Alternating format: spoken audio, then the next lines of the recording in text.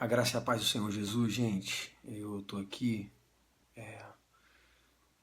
quero falar algumas coisas aqui que eu tô assim conformado, a quantidade de coisas que eu tô vendo assim que dos líderes, pastores, pessoas que eu admirei durante, né, não sei se eu vou usar o termo admirei, admirava ou admiro, mas tanta gente tentando afrontar a igreja, dizendo e faz tal coisa e diz, cara, os religiosos vão ficar doidos com isso aqui.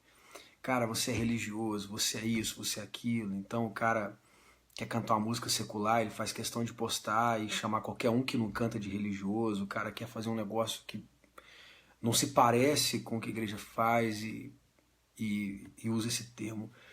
Agora eu fico pensando aqui, por que as pessoas hoje elas estão dizendo que é religioso, qualquer limite. Se você fala em vida de pureza e santidade, se você fala nessas coisas, as pessoas vão dizer que é religiosidade. As pessoas estão saindo, tem um movimento agora chamado dos desigrejados, e as pessoas saem da igreja para criar a sua própria igreja, que é a igreja dos desigrejados. O cara não aceita se submeter a um pastor, então ele chama aquela instituição de religiosa, então ele sai para viver as suas próprias regras. Então, eu estava lendo a Bíblia e eu percebi um negócio. Cara, Israel ficou 400 anos sobre o domínio do Egito e eles respeitaram todas as regras do Egito como escravos.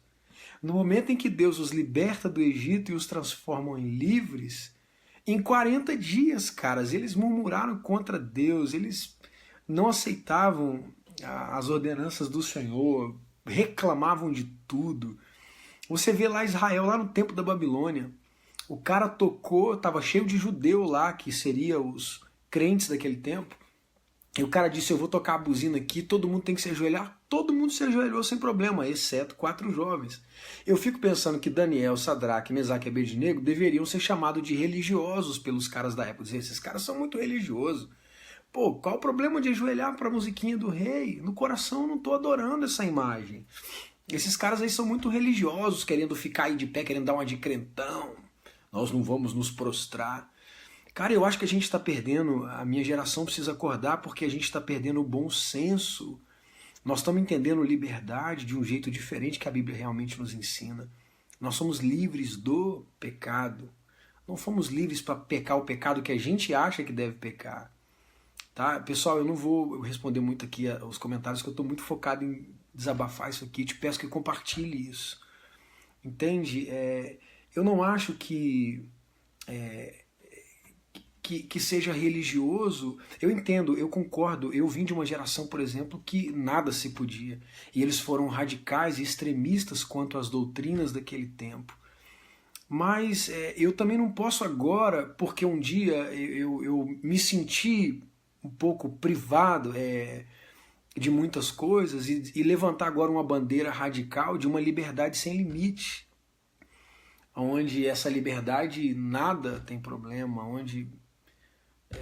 sabe, eu entendo que a gente está numa geração que não é pecado você usar um colar, eu entendo que a gente está numa geração em que a aparência não tem mais uma roupa de um crente, um estilo de cabelo de crente, mas pelo fato de eu me vestir como pessoas normais, não quer dizer que isso me torna livre para fazer o que eu bem entender. Né? E ainda usar como argumento dizer religiosidade para embasar os meus excessos, ou aquilo que eu sempre tive vontade de fazer, e disseram que era pecado, de repente eu faço e eu quero fazer, mas aí eu não fico feliz em fazer. Eu quero postar e dizer para as pessoas que elas devem fazer também, porque agora são livres da religião. Sabe? E eu vou falar uma verdade pessoal, eu não vivo mais embasado em religião, mas eu ainda tenho um livro de regras. Não como os 10 mandamentos. Eu tenho um Senhor que me comprou na cruz. Eu era escravo de um Senhor mau, que era o pecado, e que todo o meu pagamento por qualquer coisa que eu fazia era a morte. A Bíblia diz que o salário do pecado é a morte. Mas aí veio um Senhor bom e me comprou. E ainda me deu a opção, cara, você é livre. Se você quiser morar comigo, você pode morar. Se você quiser ficar longe de mim, você pode ficar. Mas eu entendo que uma vez que ele disse, mas se você quiser morar comigo, eu tenho princípios, não são regras, são princípios, Sabe, o caráter de Deus é baseado em limites e princípios. No Jardim do Éden, o homem podia comer de tudo. A primeira ordem de Deus foi coma livremente de tudo. A primeira ordem não foi não coma, foi coma. E só teve uma restrição, cara, uma única árvore no meio de todas as outras. Sabe? Mas o homem decidiu, não, cara, essa única restrição para mim não é o suficiente, eu quero criar meu próprio ponto de limite. E as pessoas, na verdade, estão querendo ser livres dos limites para criarem seus próprios limites, querem ser livres da religião para criarem sua própria religião, querem ser livres de qualquer autoridade para serem suas próprias autoridades. E eu vou dizer assim que está me assustando ver a minha geração que ela quer andar sem limites e eu não sei aonde isso vai nos levar. Eu não sei até onde isso vai nos levar, porque na Bíblia o que continua puro ainda é puro. Né? Eu não sou um cara, eu não sou conservador de forma nenhuma. Vocês veem as roupas que eu uso, algumas vezes que vocês me veem de terno ou camisa é porque eu respeito o lugar onde eu vou. E eu também entendo que a minha geração que passou, ela me deu o que ela entendia do Evangelho. Ela não quis me maltratar, não era o objetivo me maltratar, me tornar infeliz nesse mundo, era a revelação que eles tinham. Mas eu não posso usar de uma revelação nova para também usar o termo da liberdade para construir uma geração sem limites, sem caráter. É uma geração que peca e usa a desculpa de que está na graça. E eu, cara, eu sou um pregador da graça. Se vocês acompanharem as minhas coisas, eu sou um pregador da graça e da graça radical, de uma graça que perdoa, que foi pago. Mas eu entendo que a graça, ela teve o poder de me libertar do inferno. E se ela teve o poder de me libertar do inferno, ela pode me libertar da pornografia, ela pode me libertar de uma série de coisas. E olha, gente, eu não sou um santo, eu não sou um cara perfeito. Perguntem a minha esposa, eu sou cheio de defeitos, eu tenho uma história, eu já caí, eu já fiz tanta coisa errada na minha vida. Mas sabe, quando eu tive a minha experiência real com Jesus, o meu único objetivo agora é acertar. Meu único objetivo agora é conhecer o que Ele quer de mim para que eu cumpra a vontade dEle. Eu gosto do termo que Paulo usa quando ele diz escravo do Evangelho, escravo de Jesus Cristo. Não é porque Jesus me fez um escravo. Não, mas é que Ele me libertou de algo tão ruim que eu decidi ficar com Ele por escolha, me tornar o seu servo. O escravo na Bíblia tem conotação de propriedade, né? Não é escravatura, de trabalhar, é de propriedade. E eu tô com medo,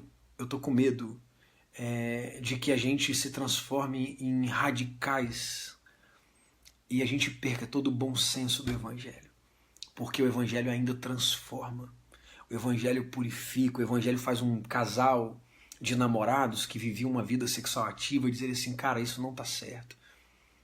O casamento Deus criou pra gente fazer isso, a gente tem que mudar a nossa conduta de namoro. Eu acredito que ainda a graça de Deus pode fazer um fumante dizer, cara, eu tenho que parar com isso. Eu ainda acredito que a graça de Deus pode fazer um cara violento se tornar bondoso, um ursinho carinhoso. Entende? Eu entendo que a graça transforma as pessoas. Eu entendo que há muitas coisas que disseram que eram pecados e que deixaram de ser pecados. Mas deixa eu ensinar um princípio para você aqui, que eu pratico na minha vida. Jesus transformou 10 regras e embasou essas 10 regras em 2.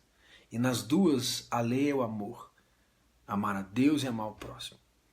Então tem muitas coisas, por exemplo, eu vou dizer aqui para vocês, eu vou falar abertamente. Por exemplo, eu não acho um texto na Bíblia assim para dizer assim, olha, tatuagem é pecado. E eu até tenho vontade de fazer. Agora eu vou dizer por que eu não faço. Porque existe uma série de crianças que estão aí desse outro lado, existe uma geração que está chegando e que eu estou trabalhando para que ela seja pura.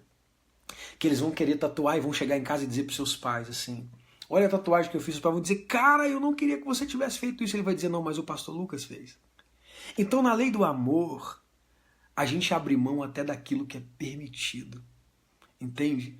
Porque a gente está construindo uma geração que se destaque, uma geração que seja tão pura quanto aqueles 4 jovens, que se fosse hoje, eles seriam 4 religiosos. Se fosse hoje, na cabeça dessa galera de hoje, Sadraque, Mesaque, Abednego e Daniel, esses caras seriam religiosos. Pô, os caras negaram comer com o rei, qual o problema de jantar, fazer uma jantinha com o cara? E eu chamar esses caras de religiosos. mas eles queriam viver uma vida separada. Então só vou pedir para você, que se você é um desses caras que foi magoado pela igreja, se você é um desses caras como eu, que já foi disciplinado por causa de uma bola, por causa de um filme, por causa de um Jaspion, por causa do Power Rangers, certo? Se você algum dia se feriu com a igreja, cara, não transforme a sua mágoa na mágoa de todos. Não precisa pegar a sua mágoa e achar que toda a igreja é ruim. Cara, é a revelação que eles tinham naquele tempo. Aquele tempo não era só a igreja que era mais radical, os pais eram radicais, a sociedade era mais radical. Mas também nós não podemos nos tornar uma sociedade sem limite, entende?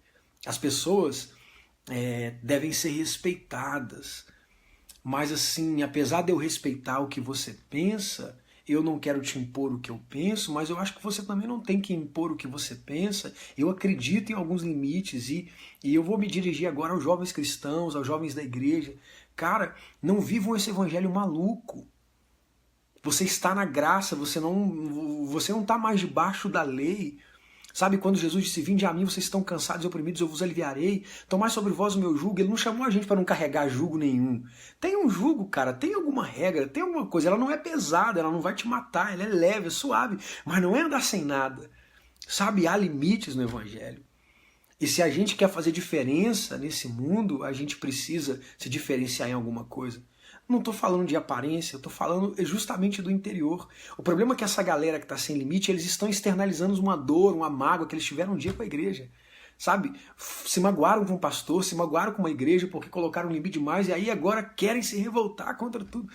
Tá errado, gente. Tá errado. A gente não precisa ir nem para um extremo e nem para outro extremo. A gente pode se agarrar ao evangelho genuíno. E o evangelho vai nos tornar livres de todas essas mazelas. Vai nos tornar livres da religiosidade, vai nos tornar livres do pecado, vai nos tornar livres de tudo aquilo que não é vontade de Deus. Mas o evangelho não vai te tornar dono de si mesmo. O evangelho não propõe que você dirija a si mesmo. O evangelho não propõe que você se torne o limitador das coisas. O evangelho propõe que você ande debaixo da vontade de Cristo. Eu não estou pregando aqui tradicionalismo, eu não estou pregando essas coisas. Eu acredito que naquele tempo foi importante, eu acredito que naquele momento era como aquela geração se comportava, é a revelação que tinham, mas eu acho que estão pegando a revelação e estão revertendo os valores. É isso que eu acho. Então, vamos ficar firme no evangelho. Tá? Vamos pegar firme no evangelho. Vamos ser gente pura. Nós vamos estabelecer uma geração que está vindo atrás de nós. Vamos estabelecer uma geração pura, saudável, que pode usar boné, pode ter cabelo pra cima. E se tiver tatuagem, não tem problema, cara. Mas eu acho que quando a gente colocar o limite do amor na nossa vida, a gente precisa entender que tem um outro que precisa ser ganho e respeitado, sabe? Que tem o outro. Então, algumas vezes, cara, a gente abre mão até do permitido por causa do outro, para conservar o coração do outro. Então eu não estou dizendo que, cara, o cara que usa brinco não pode entrar no céu. Não estou falando nada disso, cara. Eu não sou conservador a esse ponto. Mas eu também não posso entender agora que ser evangélico é botar um brinco, ou que ser evangélico é tatuar Jesus no peito. Não, eu também não posso ir por esse radicalismo. Entende o que eu estou dizendo? Eu espero que você me entenda. Eu não quero passar uma má imagem. Eu não sou um cara conservador. Sabe, eu não tenho problema em receber, eu tenho na igreja várias pessoas que têm confusões sexuais, mas eu também não posso pegar essas confusões e estabelecer, não, viver o evangelho é viver confuso sexualmente. Não, entende? Eu posso entender que as pessoas levam tempo para mudar alguns conceitos, mas dentro de certos limites, cara, limites que transformem, sabe? Eu não acho que um cara que se converteu, escreve e faz uma tatuagem da cruz, ele está condenado. Para mim, não, de verdade. Eu não acho que não, mas eu também não acho que o evangelho pode ser a bandeira do só é salvo os tatuados. Sacou qual é? E as pessoas estão querendo fazer isso com o evangelho. Tudo que elas deixaram, que disseram não pode fazer, elas agora querem transformar o evangelho. Tudo que não podia fazer, agora pode. Mas nem tudo, cara, sabe? Nem tudo pode.